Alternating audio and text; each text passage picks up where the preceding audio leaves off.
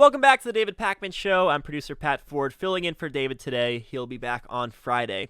Right-wingers love to boycott brands nowadays. Typically, they do so over the silliest of reasons, like they boycotted Nike a few years back over the brand supporting Colin Kaepernick.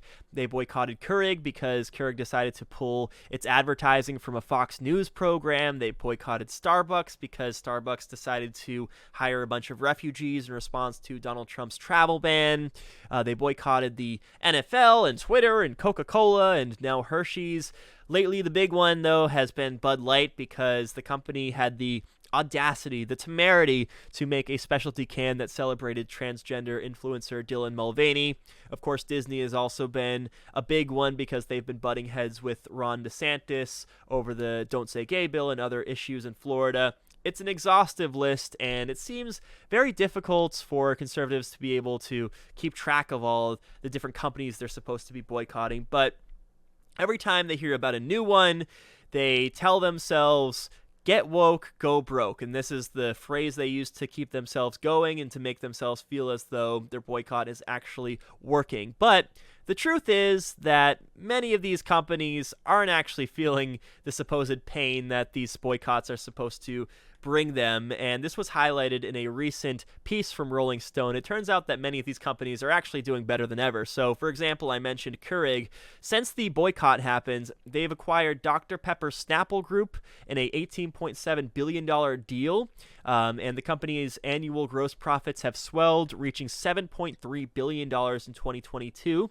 Another example is United Airlines. United Airlines was targeted by right-wingers because, of all things, the airline decided to commit itself to having half of its new pilot trainees be either women and or people of color. And since making that decision, since the boycott, the company recently reported a fourth quarter 2022 profit of $843 million, which well beat Wall Street's expectations. Carhartt is another one. I didn't even know about this boycott. You'd think that Carhartt would be a brand that conservatives would like because it's associated with these rugged blue-collar type jobs, but they did have a COVID vaccine requirement for employees, and that sparked a boycott. Now the company, it's private, so we don't know the profits and too much about the numbers, but they did announce an investment of $4.65 million to expand its Dearborn, Michigan campus, and it's planning on hiring 125 more workers at an average wage of $43.22 per hour, so that is quite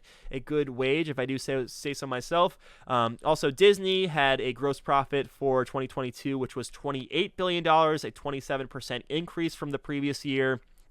We're hearing that Nike outperformed expectations and had a fourth quarter of 2022 reaching over $1 billion. The NFL had a dip in recent years with the pandemic, losing them some viewership, but now the league is unbelievably prosperous and the individual teams are increasing in value. There's record viewership among broadcast and streaming partners. There's soaring in-person attendance. So what I'm getting at here is that these right-wing boycotts aren't actually working, and these companies who feel that they should send out an inclusive message or have a vaccine mandate or pay their workers a living wage, things that the left likes to champion, they should feel as though they have they have the green light to do so because, it's working and the boycotts that they could generate aren't actually going anywhere.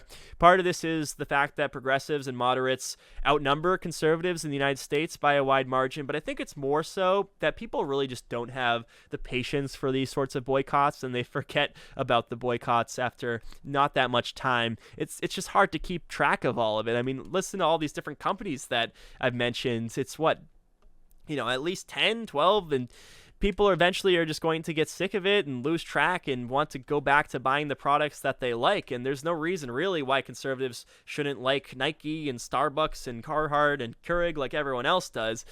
So it's just a big commitment that they're not even willing to follow through with. And that's why we're seeing these boycotts really have no effect. And if they do want to boycott companies for whatever reason they want to come up with, they can do that, right?